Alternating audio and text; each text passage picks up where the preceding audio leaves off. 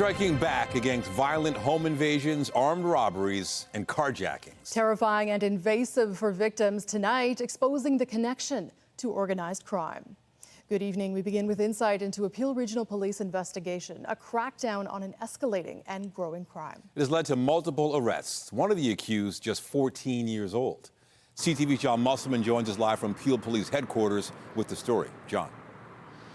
Well, Nathan, we're talking about 150 criminal charges here. Investigators hoping it's a blow against home invasions, robberies, and carjackings. This violent home invasion in Brampton is one of the cases that has resulted in arrests. The suspect smashed through the glass at the front door, confronted the homeowner with a gun, demanding keys to the BMW in the driveway. The confrontation ends when the homeowner's wife makes a noise. The suspects rush back outside into a waiting Range Rover. The BMW in the driveway is not stolen, but it is damaged. The homeowner, who didn't want to appear on camera today, says his family has been traumatized by the incident. He tells CTV News that one of the suspects arrested is 14 years old.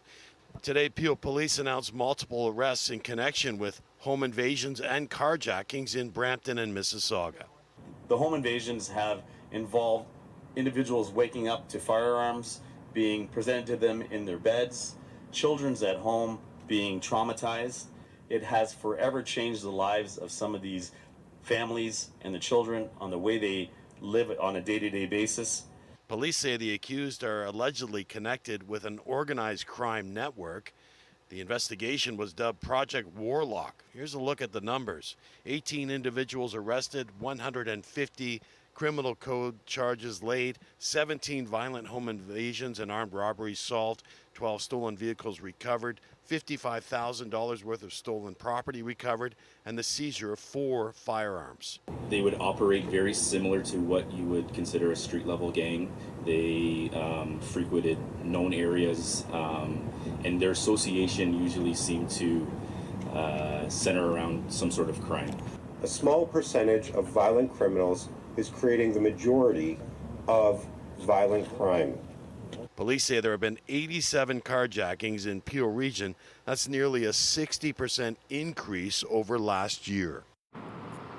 And we also learned there were 87 carjackings in Peel Region last year. That's almost 60% increase over the year before. Reporting live, I'm John Musselman. I'll send it back to you. All right. Thank you, John. There's a warning tonight from the Chief of Police about a growing trend of violence toward Toronto parking enforcement officers. An alarming rise in assaults, with police promising serious consequences. CTV's Scott Lightfoot has been following this story and joins us live with the latest. Scott.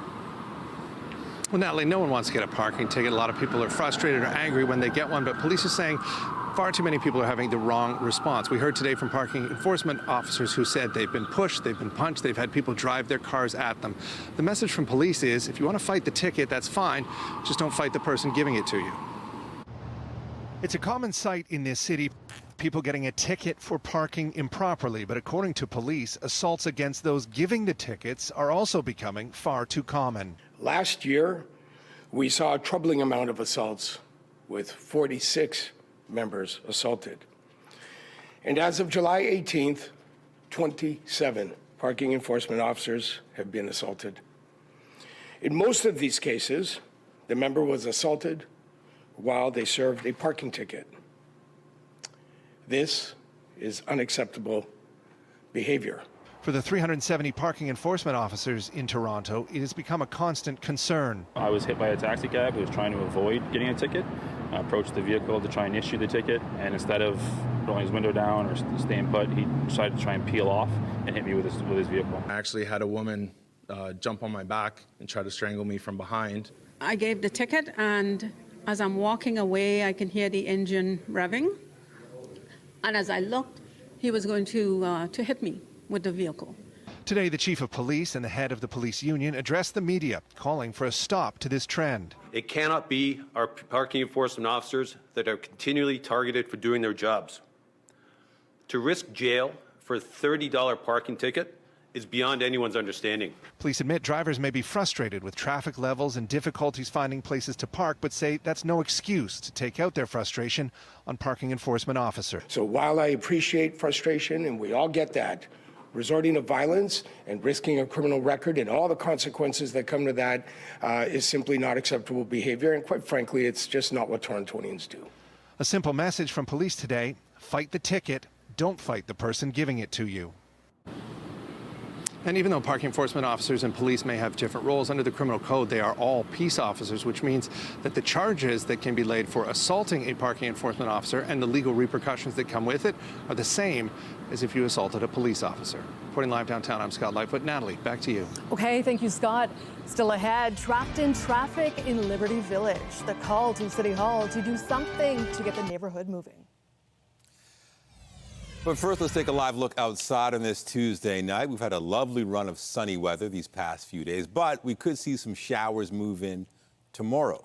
Jessica Smith is here with a look at the current conditions. Hey, Jess.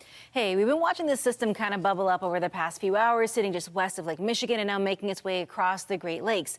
The bulk of it really is going to impact portions of central Ontario. There are some rainfall warnings there. For us, we're looking at more scattered showers on the way. But for now, we remain dry areas north of the city, more towards, say, Vaughan. They're seeing some pop-up showers as we wrap up the day, and then into the day tomorrow, more consistent activity for us here in the downtown core and throughout the GTA. Temperature-wise, around the Golden Horseshoe, very seasonal as we wrap things up, but that humidex still very much a factor, feeling into the low 30s. Winds are helping a little bit. They are either easterly or northerly as we kind of get our evening going, but it's still pretty warm out there. We're sitting at 26 through the islands, 27 through the airport. So we're kind of where we should be for this time of year. Tonight, almost seasonal, almost. We do have a bit of a cool down on the way tomorrow, but things get hot as we head in towards the end of the week. Those details coming up right now. I'll send things back over to Nathan. Thank you, Jess. Thanks. Still ahead on CTV News, LCBO stores reopened their doors across the province today, raising the spirits of customers. That's a little later in the show. To Liberty Village next, where residents insist their traffic is among the worst in the city. Gardner gridlock combined with King Street construction have choked the commute in and out of the neighborhood, and there are now calls to City Hall to fix it fast. CTV's Raheem Ladani is in Liberty Village tonight, and Raheem, you can see the traffic tie-ups firsthand. Nathan, I certainly can. We're here on East Liberty Street, and I want to show our viewers what the traffic situation is like at this moment. So as I step out of frame, you can see that it doesn't matter whether you're traveling eastbound towards Strawn or, as Corey starts to pan the camera, westbound towards Dufferin. It is absolute gridlock here in Liberty Village, and residents say they want it fixed fast, and it could see improvements as early as this week.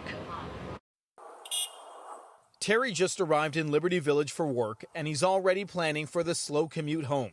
I schedule calls in the car, so I take my mind off of it. So that's pretty much it. I just figure out what works for me in that time instead of me probably getting mad and nobody could do nothing about it. But the frustration is boiling over for others. I was trying to get to Fort York Park, which is like a 20-minute walk from here. It took us like 45 minutes by car. It's kind of crazy because it was just a kilometer away. Meanwhile, people like Elliot, who live in the village, try to avoid the congested roads altogether.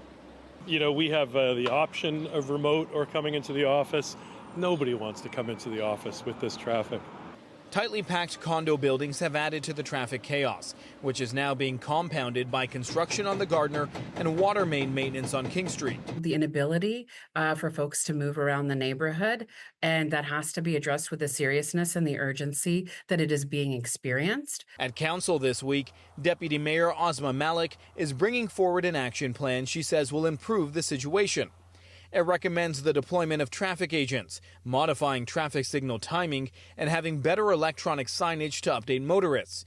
These immediate changes will be implemented as early as this month, while also looking into long-term solutions. With all the relevant stakeholders at the table, that means city divisions, that means, exhibition place and big venues in the area. We know that the Ontario line construction is coming through the neighborhood as well, and those are considerations that we have to be able to put on the table. This past weekend, the Honda Indy track was the only place there wasn't gridlock. You can see vehicles not being able to get through. And often, even being in a police cruiser doesn't help escaping the slowdown in Liberty Village, leading to safety concerns. It's certainly a challenge, and our officers are aware of it, and we work to deploy our officers outside of the perimeter of Liberty Village as early as possible, simply to combat that challenge that we face. Those in the area don't want the neighborhood to lose its vibrancy by moving events out, but instead fixing the infrastructure, widening the roads, widening the sidewalks. making for a better living experience and smoother commute. Now, the deputy mayor's motion will be brought up this Thursday afternoon and will require 2/3 support from council before it is debated. Reporting live, I'm Raheem Ladani. Nathan, I'll send it back to you. Thank you, Raheem. Meanwhile, City Council will also consider a plan to ease another congested area in the city. The idea is for a dedicated bus lane on a stretch of Spadina. It's intended to help reduce travel times. They've tripled since streetcar service was suspended earlier this summer. The temporary bus lane will run between Richmond Street and Lakeshore Boulevard West. City staff estimate it would cost the city $240,000. The province's Special Investigations Unit has been called in to examine a crash involving a police car and an ATV in North York. 2 children were on the ATV when it collided with the police cruiser. It happened around 10:30 last night near Shepherd Avenue and Laura Road, west of Jane. Investigators say the 13-year-old driver of the ATV had to be extricated from the vehicle and a 12-year-old passenger took off on foot. Neither was seriously hurt. It is not known what led to the crash. The SIU investigates instances where police are involved, including when serious injuries take place. We have more tonight in the case of an Ontario man accused of helping people around the world die by suicide. Kenneth Law is charged with selling a poisonous substance online. Tonight, we are hearing from the brother of one of 3 people who died in New Zealand. Here is CTV's John Woodward. He was smart as a tack. He loved to party. He loved to laugh. James Plunkett was a DJ and personal trainer whose businesses suffered in the COVID-19 pandemic, and so did his marriage, said his brother Sean. He's really missed, actually. A New Zealand coroner's report says Plunkett ordered a package from Canada in June 2022 from a site police have confirmed is connected with Kenneth Law, a former Toronto area engineer and chef. Plunkett was one of 3 New Zealanders the coroner has said died after consuming Law's products. The idea that he could access this not necessarily through the dark web or some corner of the internet that he had to search out, but it was there hiding in plain bloody sight. That is chilling. Records show at least some of Law's websites were hosted on the Canadian e-commerce platform Shopify, which powers a variety of online marketplaces. The company has said after Law was arrested in 2023, they shut down his accounts. Police at the time said Law sent some 1,200 packages to 40 countries. A Shopify spokesperson said once we were notified about a potential violation of our acceptable use policy, we immediately reviewed and took action to terminate all stores associated with Kenneth Law. Law now faces 14 charges of murder and aiding and abetting suicide. He's denied the charges. His lawyer has pointed out he was selling a legal substance. We've counted 129 deaths worldwide associated with Kenneth Law's products, including Plunkett's, and many of them happened after February 2021. That's the first time a BC family went to the police with concerns about one of Law's websites. It's incredibly concerning. Sarah Kennel of the Canadian Mental Health Association is calling for bigger responsibility from big tech companies. There's a role for the federal government to be regulating that, especially when we think of the means of suicide and what we can do to keep our communities, our family members, our clients safe. Those bad decisions become very, very easy when you've got someone making money off it. Money, he says, shouldn't be made off a vulnerable person. John Woodward, CTV News. Provincial governments are looking at expanding private healthcare services to address the shortage of family doctors that is leading to overflowing emergency rooms. But after a year of consultation involving more than 10,000 people, the Canadian Medical Association is calling for banning private clinics from charging user fees for primary health care. CTV national correspondent Judy Trin has the details. Alexandra Zanis has been looking for a family doctor for 6 years. Getting treated for her asthma can involve waiting in line for hours.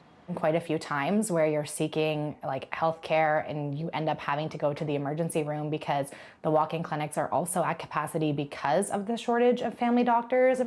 Like Zanis, 6.5 million Canadians do not have a family doctor. But the Canadian Medical Association is warning that more reliance on private clinics is not the solution. They're taking away scarce doctors and nurses needed in the public system. In its draft policy, CMA wants to ban the clinics that charge fees for primary care. We don't want to see a family having to pay to take their child who's ill to their family doctor. We don't want to have to see that being a barrier to getting care. Instead, the association is calling for governments to fund multidisciplinary medical teams where different health practitioners in one clinic share patient information. The CMA says 80% of Canadians should have access to team care within a decade.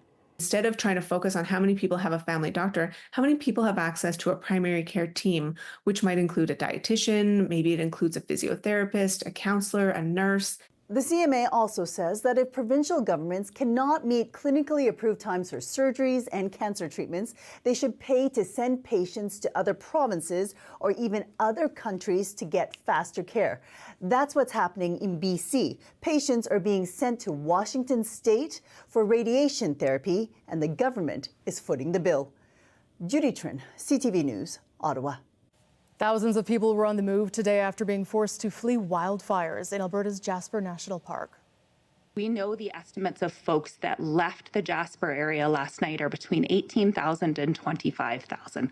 That's a big mix of people, everything from tourists to residents to local Albertans that may be camping in the area or doing activities in the area.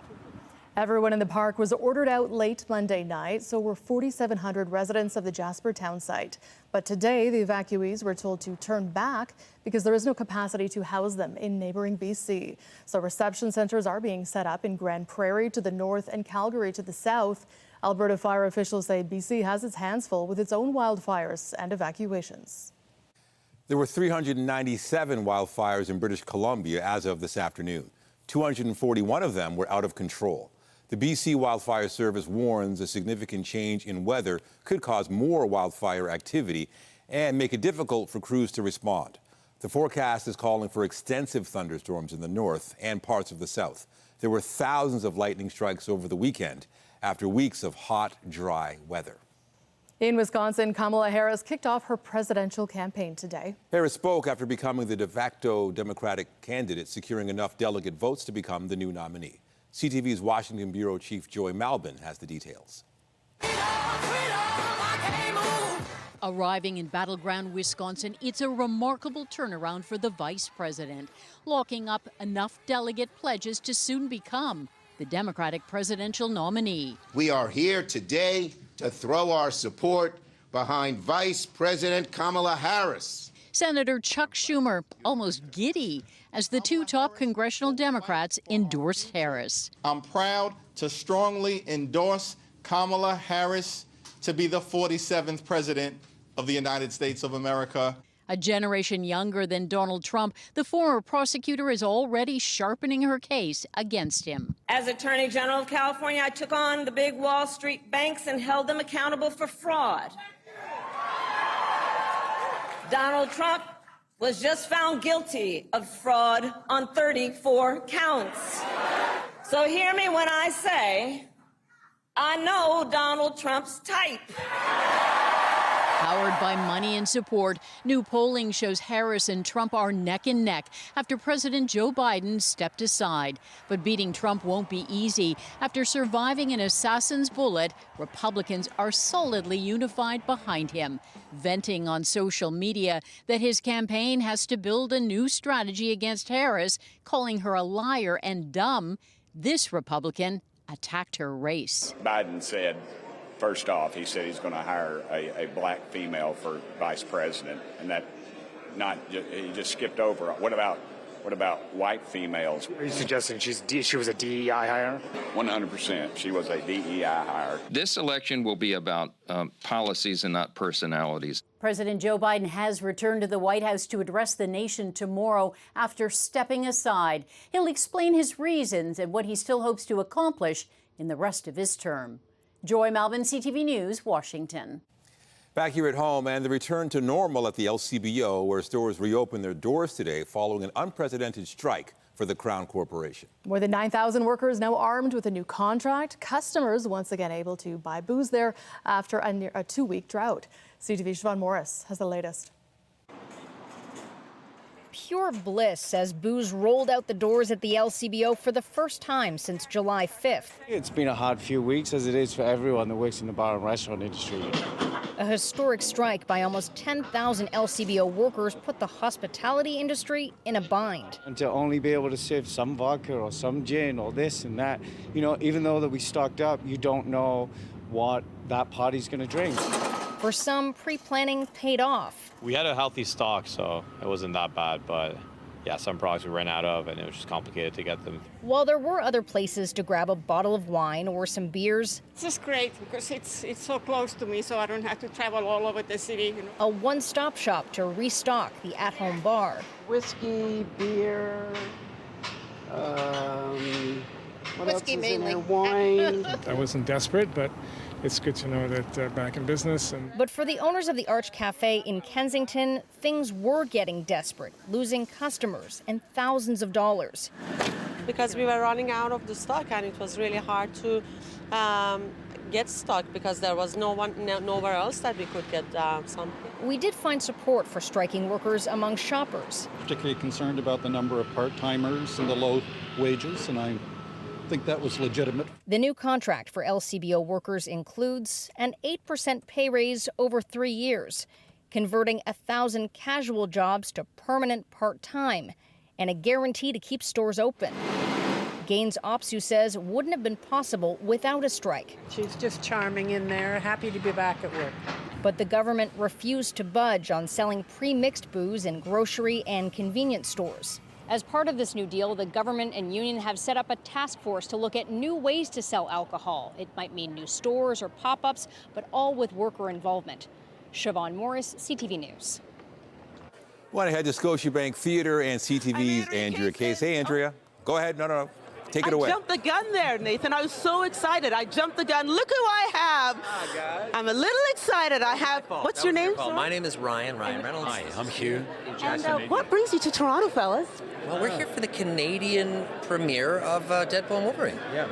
And apparently you can just walk in. You don't even have to buy a ticket. So we're here to see it. Well, apparently you didn't just walk in, because a couple of years ago you made the announcement online that Hugh Jackman was going to come back to life as Wolverine. Why did you two have to make this movie? Well, for us, both of us, it was a dream to make this movie since day one, really. And, he announced he was done playing Logan, and then 3 days later, Deadpool came out. And kidding. Yeah, I was kidding. Like, oh, no. Everyone was like, no take-backs. And then he was like, no take-backs. Incredible film, I will say, even though I'm not a reviewer, I'm just a news reporter. Music plays such a big part in this film. You're both music men. You've done a musical. You have done musicals. No, there's a difference. Really? There's a big difference here. I was in a musical. He is musical. They're very different things. How important was music to this film?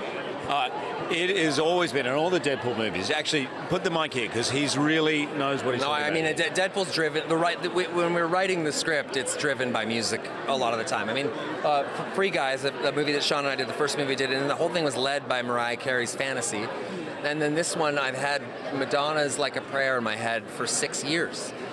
For a specific sequence that's in the movie that people will see soon, and that dream came true on this movie. So I actually got to, have that song in the film. But music is everything. You work off of a playlist of, about 150 songs, and you're always looking for the perfect song for the perfect moment. And this movie is sort of chock full of them. You're going to pull you away. The costume. You're in the costume. You talk to people on the street. They are losing their minds. Yeah. I'm losing my mind. I can't believe for 24 years I didn't put on the yellow and blue. And one of the first things Orion said when I said I want to do the movie, he goes, we've got to do yellow and blue. And I was like, all right. As soon as I put it on, it all made sense. And now I actually sleep in the costume. Yeah. The second thing I said was make sure you steal the costume at the end of the movie. I did. And he did. Yeah. Gentlemen, thank you. You've got to move on. I'm Andrea Case. I think we're going to a commercial. We'll have, Bye, Canada. Bye. Hello. I'm from here, so. We're gone. See you later. Thank you. Hi. Thank you very much. Nice to meet you. I think we're going to me. Nice job, Andrea. I'm Pat Foran. Coming up on Consumer Alert. No one likes to get a traffic ticket, but if you do, what is the best way to pay it? You'll find third-party websites online, but one woman says she was waiting for over 6 months for her ticket to be paid, and it never was. I'll have that story just ahead. From Ryan and Hugh to Pat and Jess, I've got your forecast, and it is going to be beautiful as we get ready to wrap up the day today. The hot spot towards Peterborough and Belleville, but into the day tomorrow, we cool down just a little bit thanks to some rain. Coming up, I'll have a full look at your long-range forecast as we step in towards the end of the week. And stay with us. We have another full night of great shows for you right here on CTV.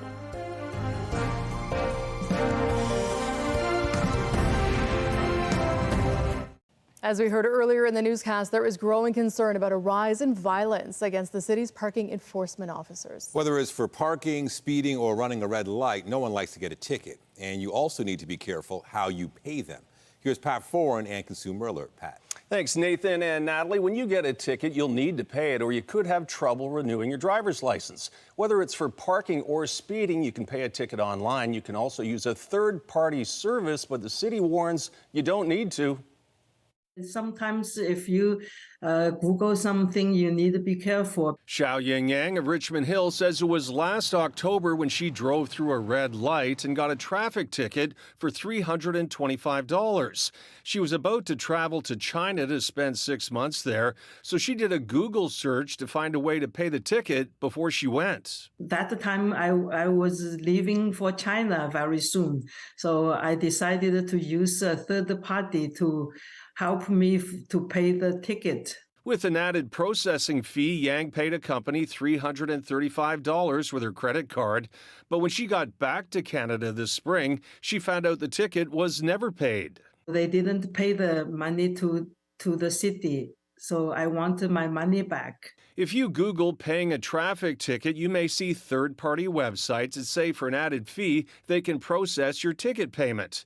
But whether you're fined for parking, speeding, or running a red light, in Toronto, you can pay the city directly through its website.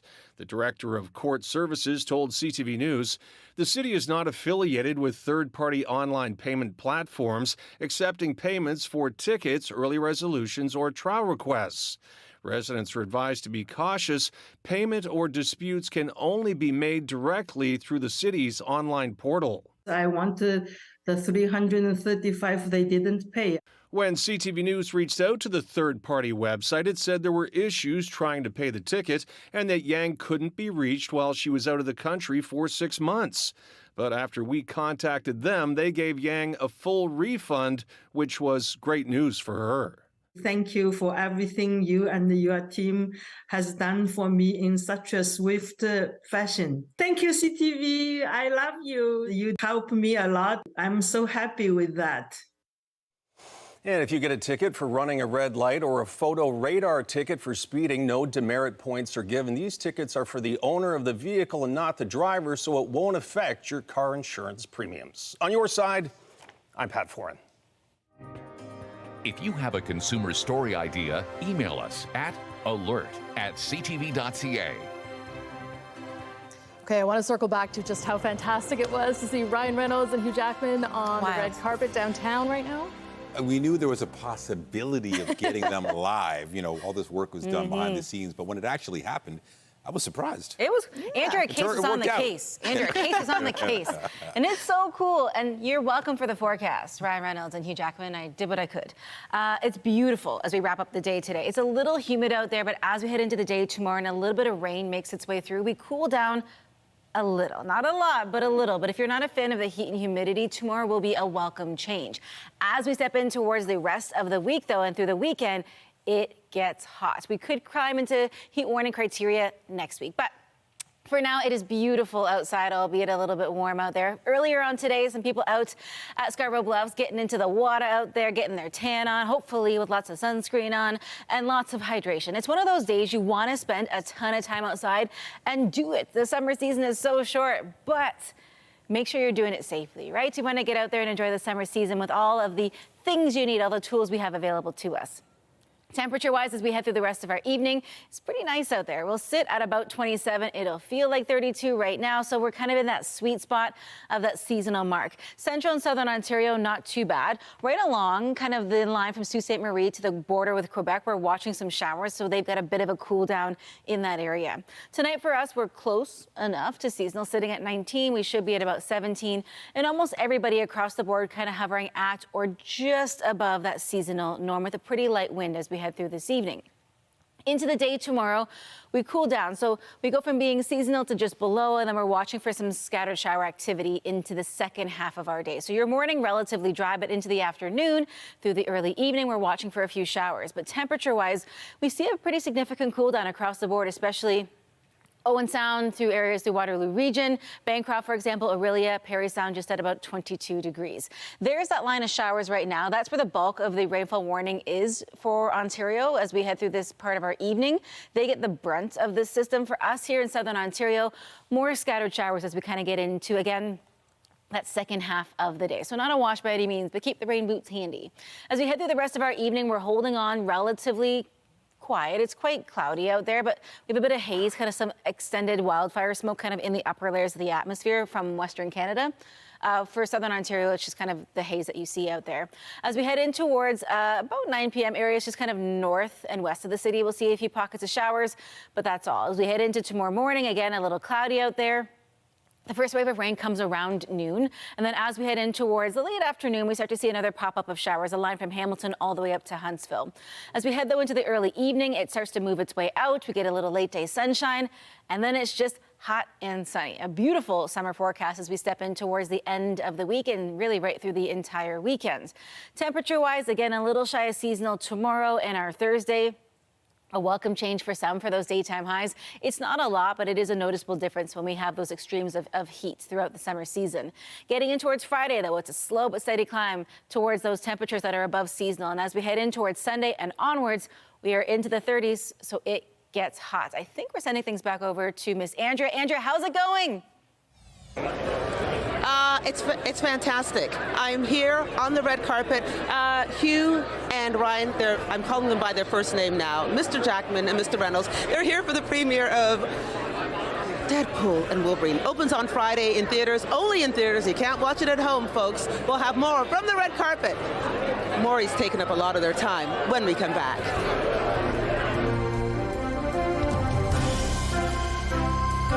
Fans started lining up early for what's expected to be one of the highest-grossing movies of the year. It is the Canadian premiere of Deadpool and Wolverine. You saw the stars Hugh Jackman and Ryan Reynolds live on CTV News earlier in the show.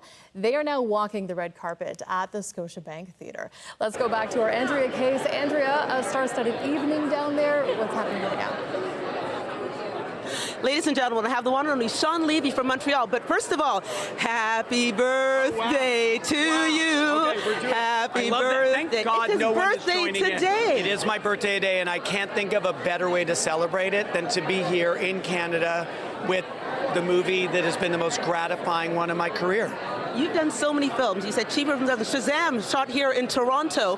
What was it about this film with Canada's own Ryan Reynolds that you really wanted to do this film? Well, look, Ryan and I had made Free Guy together, and we just found this creative brotherhood. And then that rolled into Adam Project, and he said he would only do another Deadpool movie if we did it together. And I knew the trust and respect inherent in that.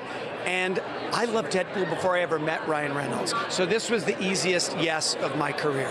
Okay, finally, before we go, Madonna is in the soundtrack. The soundtrack's been released. I'm not giving away any secrets here, but no spoilers or I'm dead. No spoilers. Anywho, tell me about the music. How did you get Madonna? You know, we had this idea for this sequence, so we thought Like a Prayer would be really odd and cool and surprising, and that's the feeling we're going. So Ryan and I went to Madonna's house, and we sat with Madge herself for a couple of hours. We were super nervous, and she not only gave her blessing, but she gave us feedback that made the use of the track even better. Turns out Madonna, really talented. Turns out Sean Levy, really talented. Thank you for staying with us. I know a lot of people want to continue talking to us. Enjoy Toronto. Yeah, but they're not live like you, so that makes this chat special. Thanks, love. Thank you. Okay, so earlier today, a lot of these people here waited in line for hours. So let's take a look at how they spent their day. It's a match made in superhero heaven, but these fans outside Scotiabank Theatre will have to wait. I'm here accompanying my husband for the premiere, who came here at 3:30 in the morning.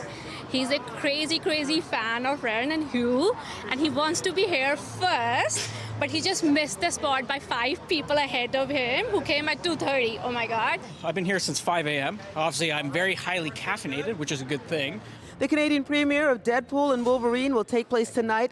Deadpool is probably one of the funniest, anti-villain, superhero characters you can watch, and Hugh Jackman has just been a childhood actor for me. Growing up watching him as Wolverine, he's the only Wolverine. I like Ryan Reynolds, and I heard Sean Levy's gonna be here, and he produced Stranger Things, and I love Stranger Things, so. The R-rated film is the third in a series filled with profanity and violent scenes and a lot of heart. The biggest appeal to it is that when you're going through something or trying to connect, these kind of movies allows you for that. Allows you to cause a little bit of escapism in your life, but also if you're going through something, it helps you connect, helps you relate, and I think what these big blockbuster movies are. It's superheroes, it's action, it's fun, it's great for the family, it's great for comic book fans, but underneath it all, I think it's heart. And one last look at Ryan Reynolds and Hugh Jackman on the red carpet for the premiere, the Canadian premiere of Deadpool and Wolverine. Reporting live, I'm Andrea Case. I'll send it back to Natalie Johnson in the studio. Bye now. Fantastic. Thank you, Andrea. Well, Alex Trebek is being honored with a stamp from the U.S. Postal Service. The stamps are Jeopardy themed and are in the form of answers to the question, who is Alex Trebek? The game show host, who was born in Canada, died in 2020 after battling pancreatic cancer. This ceremony was held on what would have been his 84th birthday. Community leaders are sharing tributes to a well-known anti-gun violence advocate in the city who's died.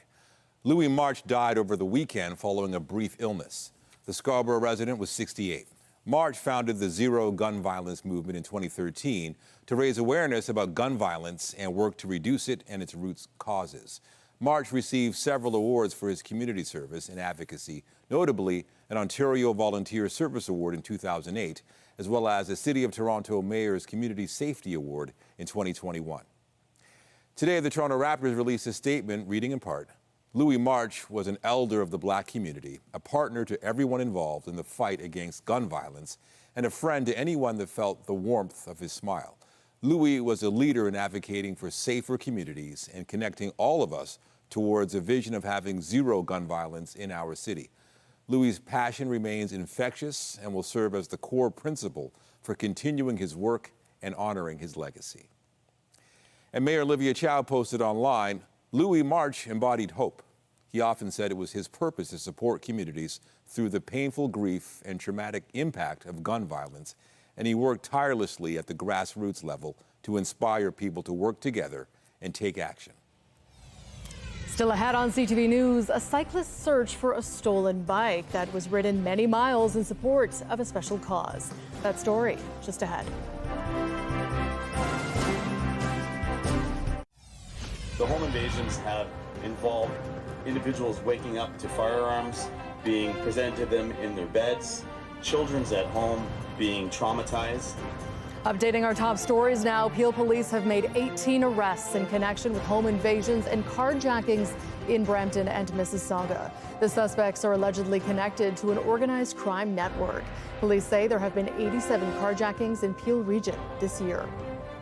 So while I appreciate frustration, and we all get that, resorting to violence and risking a criminal record and all the consequences that come to that is simply not acceptable behavior. And quite frankly, it's just not what Torontonians do. Toronto Police says the number of assaults on parking enforcement officers is increasing. 46 last year, 27 so far this year. And police are warning there will be consequences. There are 370 parking enforcement officers in the city. I schedule calls in the car, so I take my mind off of it. So that's pretty much it. I just figure out what works for me in that time, instead of me probably getting mad and nobody can do nothing about it. But residents of Liberty Village wish someone would do something about it. Construction, water main maintenance, and tight quarters for condos are making for frustrating commutes in and out of the neighborhood. The deputy mayor is calling for an action plan that includes adding traffic agents and modifying traffic signals. Remember to keep up to date day and night through our website, ctvnewstoronto.ca, and by downloading the CTV News app. Copper may be essential in our electrified world, but its price has been falling. Andrew Bell of BNN Bloomberg has the details in business. Hello there. Copper traded below $4.15 US a pound today, the lowest level since early April, on concern that Chinese demand for industrial metals is weakening. A twice-a-decade meeting of China's top leaders has so far failed to deliver any meaningful economic stimulus. Global refined copper production jumped 6% in the first 5 months of the year, while demand was up less than 4%, according to the International Copper Study Group. Oil also fell today, with West Texas Intermediate crude hitting a 5-week low below $77 US a barrel amid thin summer trading.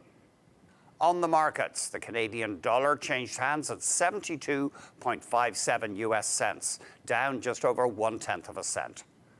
WTI oil ended at $76.96, down $1.44. And Western Canadian Select oil was at $62.83, down 59 cents. And the TSX Composite Index ended at 22,813.75, down just under 59 points. That's the latest in business. I'm Andrew Bell of BNN Bloomberg. The Business Report is brought to you by Canadian Western Bank, the bank built for business.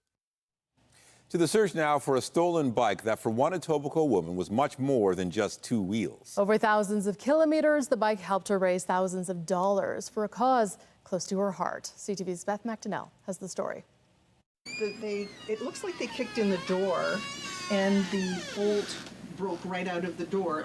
Saturday night, Monica Dodens returned to her South Etobicoke home to find her house ransacked and a few prized possessions stolen. The hardest one to accept, her specialized bicycle, used to raise money for cancer research, stored in the basement, also gone. I could feel my heart drop because we have a garage and we have a shed. And I deliberately do not keep it in either of those because I felt that the house was the safest place to be. Doden says the bike, fit to her, is a $10,000 expense to replace, and she doesn't know if her insurance is going to cover the loss. It's called a Pinarello Prince, and they no longer make Pinarello Prince anymore. It's very light and very maneuverable. It just feels good when I ride, and I ride a long way. So when you're on a bike for 4 or 5 hours, you need to be comfortable on it. A stem cell cancer researcher by profession, she's taken part in the Ride to Conquer Cancer, a 2-day, 200-kilometer event since its inception for the last 17 years. And I've been doing research now since 1986 for cancer research. And so it's near and dear to my heart that raising this money. And so far I've raised about $90,000 over those years. So I'm hoping to reach 100 next year. Toronto police stats show about 3,000 bikes are stolen a year, that number down since the height of the pandemic. Last year, most of them taken from outside residences. Dodens has been riding her bike for nearly 3 years and misses it. She's been scouring resale sites in the hope she spots her beloved wheels. Going down the hill, I know what to do to handle it, how it brakes, how it turns.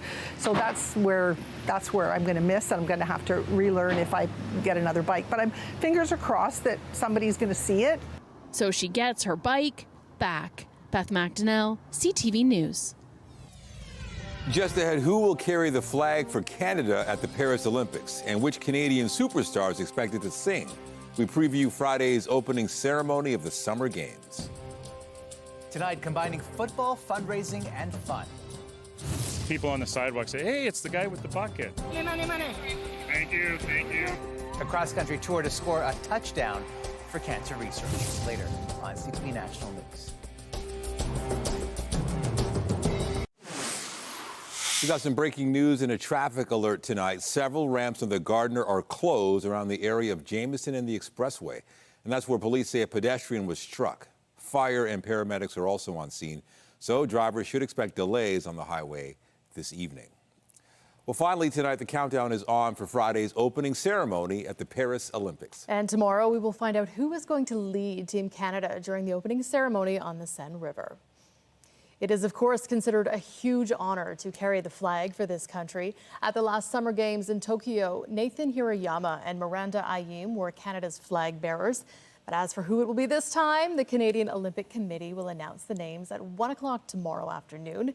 337 athletes will represent Canada at the Games. 140 of them are from Ontario, and it is possible the team will be cheered on in Paris by an international superstar.